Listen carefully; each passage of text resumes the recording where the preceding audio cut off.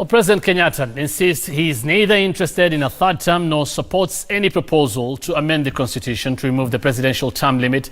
In an interview with CNN's Richard Quest, Kenyatta confirmed that he would exit the stage in 2022 when his second term lapses, putting to rest speculation that he was warming up to the idea of an extended stay at State House. But as Francis Gashuri reports, some of Kenyatta's allies believe he is too young to retire. I, Uhuru Kenyatta.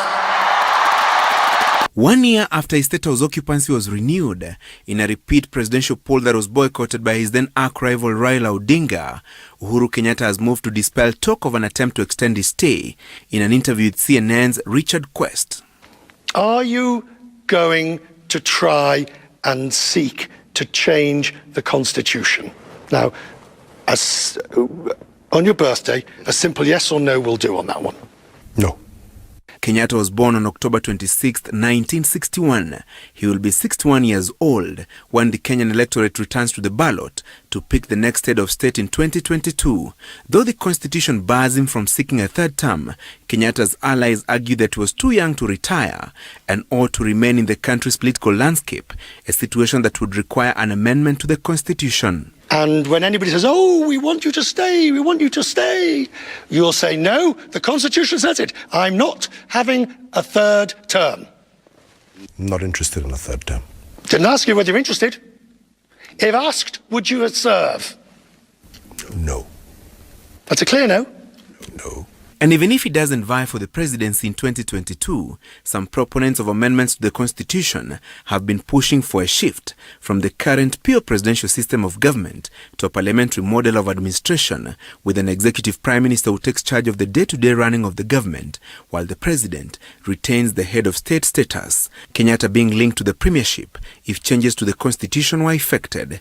People are talking about constitutional change, but they're talking about constitutional change not necessarily because they're desirous for the president to seek a third term.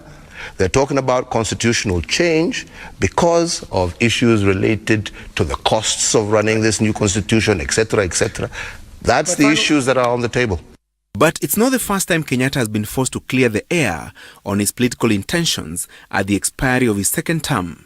Wengine nasema term yako ya mwisho, sisi wa Kenya ndo tutasema kama utaendelea ama utaendelea. Ama sivyo, rais amefanya kazi na uwezi staafu tu kienyeji namna hiyo. Mimi nakwambia Ladwa kuna katiba jameni. Na sisi tunaheshimu katiba. Hiyo mengine haja yetu ni maisha ya hawa.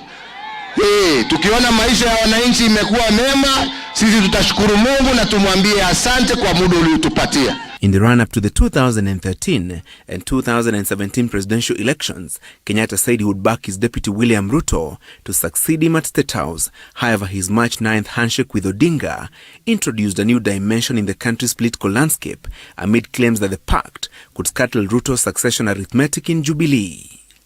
Francis Gashuri, Citizen TV.